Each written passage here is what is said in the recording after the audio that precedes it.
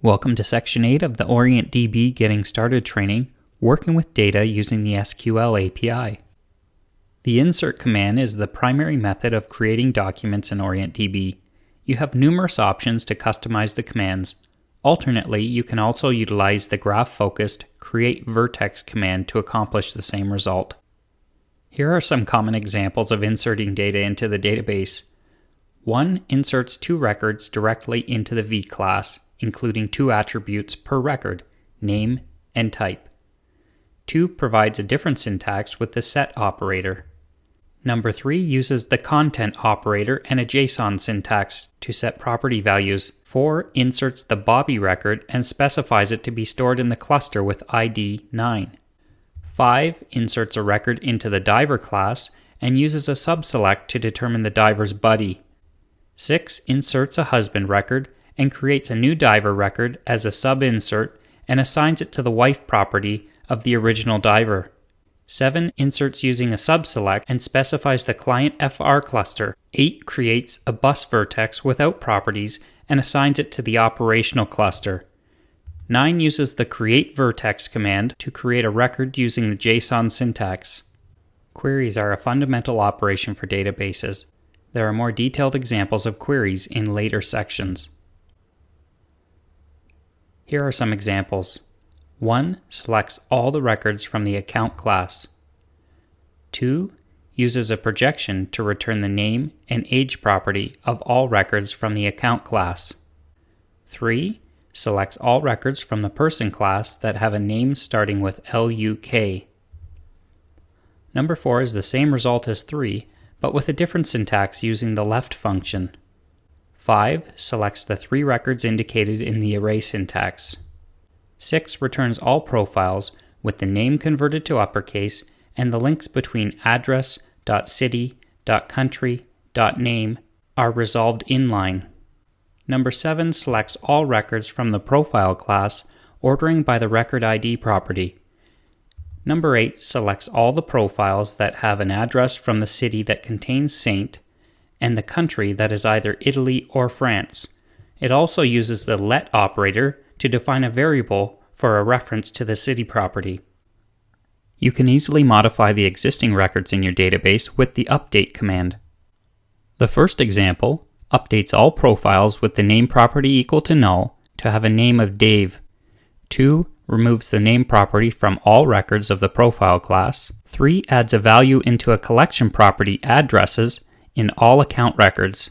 4 puts a JSON object into the address property with the ID 15332. 5 updates all profile job properties to laborer where the current job is null and sets a limit of 20 records. 6 updates the counter records from the downloads page and increments the views property by 1. It also specifies that the record be locked during the update. 7 updates all active person records to have the first name of Dave and creates a new record if such a record does not exist. Deleting data is accomplished with the delete command and its various options. The first example deletes all records from the profile class where the surname is equal to the lowercase of a given string. 2 deletes all leads where the age is greater than 120 days. 3 deletes all records from the archive cluster. And 4 deletes the record ID with 1345 and returns the record in its state prior to deletion. Let's take a look at these topics in Studio. We'll grab an example database from the cloud. I'll put in my root credentials. And we'll grab this vehicle history graph database. We'll log in using the admin user. Let's do some queries to understand this data. Select from make. And you can see that we have automobile manufacturers. Let's select from a group of them using array syntax. Select from number 13.0, number 13.4, and let's assume there's a number 13.55. We only get back 2 records. The reason for that is there is no record 13.55. Select count star from make. And you can see we only have 15 records total in the make class. Let's work with the models a little bit. Select We'll use a projection, name, city mile per gallon, highway mile per gallon, from model, where name like C wildcard.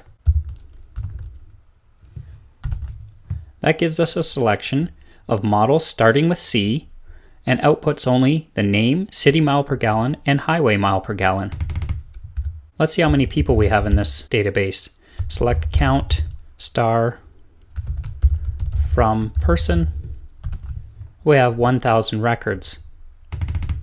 Select first name, from person, order by, first name, ascending. You can see we have a lot of repeat data, people with the same first name. Let's make a small change, distinct. We'll use the distinct function and return that as name, and then order by name.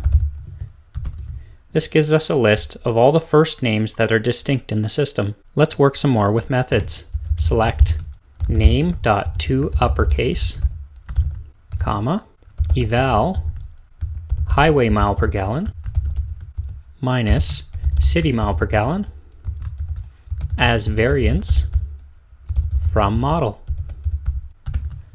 This gives us an uppercase list of names and the difference between the highway mile per gallon and city mile per gallon. Let's add some data. Insert into model, set name equal to my new car.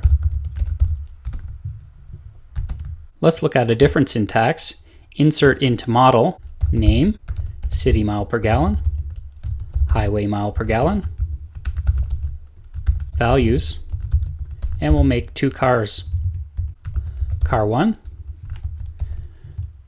10 city mile per gallon, 20 highway mile per gallon, and car 2, 11 city, 21 highway.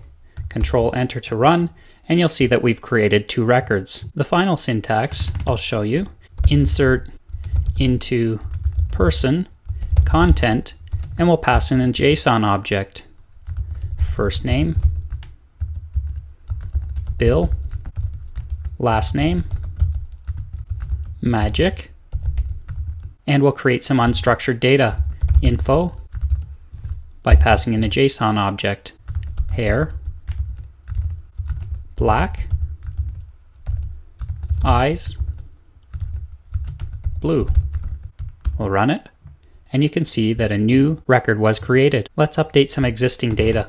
Update person set first name equal to Alberto, upsert where first name equals wrong name. We'll run that, and what it does is it creates a new record because we specified the upsert operation. Now if we do select from person where first name equals Alberto, we get our record because it was created when our condition was not matched. Let's do an update of that record. Update number 20, 1001, set first name equal to Alberto 2, return after, and this will return the record in its state after the save. Let's update a batch of records. Update, and we'll do a subselect. Select from person where first name equals Greg, set first name equal to no more Gregs. Now if we do a select from person where first name equals Greg, we get no results. But if we change it to no more Gregs, we get all the results that were changed. So there's a look at some basic CRUD operations. You can also do a lot with the graph view. Select from make and experiment with your data in this format as well. So feel free to use this demo database to discover more about the SQL API.